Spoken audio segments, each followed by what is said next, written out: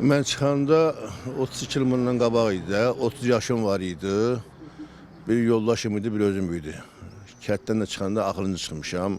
İndi bu günə şükür ki, bugün qayıdırıq kəndimizə, elimizə, obamıza, rayonumuza.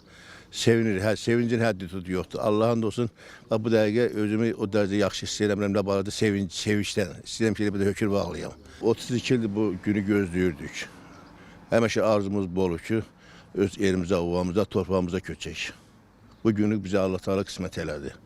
Buna görə də mən şahidlərimizə Allah rəhmət eləsin deyirəm. Qazilərimizə can sağlığı arzulayıram.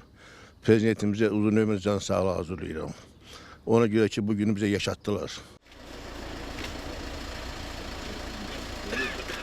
Ağdamda oxumağı çox arzulamışam. Ağdamda böyük gələcəyim olsun istəyirəm. Həmişə nənə babalarımdan Ağdamın yaxşı şəhər olduğunu eşitmişəm. Ağdamda həkim işləməyi arzulayıram.